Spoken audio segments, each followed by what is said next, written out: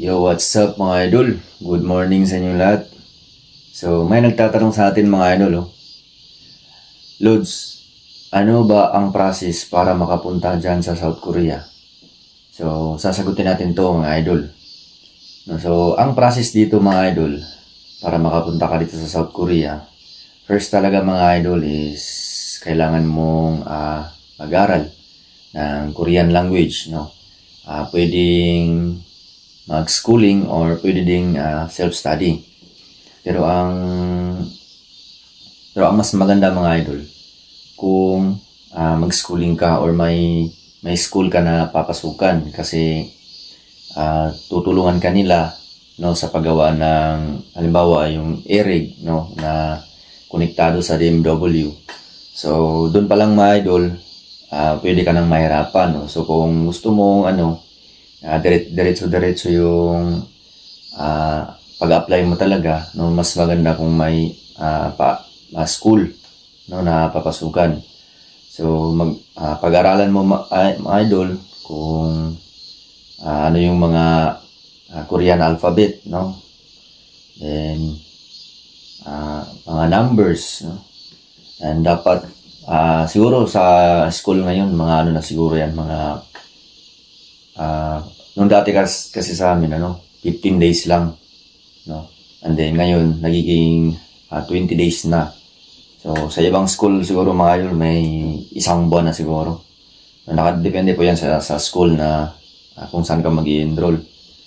So once natapos mo yung 20 days or 25 days, isang buwan ba na pag-aaral, so pwede ka ulit mag-sit-in kung medyo nahihirapan ka or yung kulang yung vocabs mo in preparation sa exam, no? So hindi madali ang pagsa South Korea mga idol, no? Kasi marami kang pagdaanan talaga, no?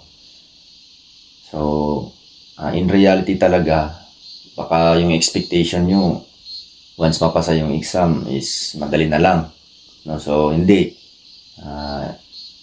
step by step talaga yan mga idol, no? So kung swerte ka or papalarin ka, once mapasa mo yung exam, papalarin ka na ma-select or ma-hire, so swerte ka, no?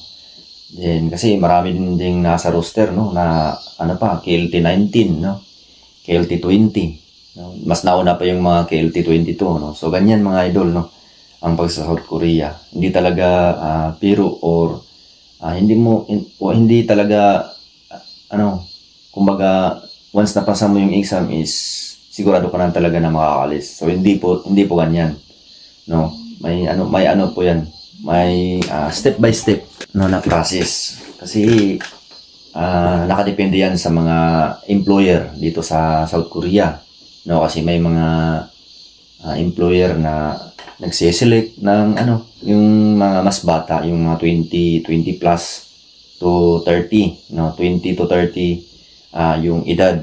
Meron din namang company na nagsi-select na 30 to 38 o 37, no, yung mga medyo may experience sa trabaho.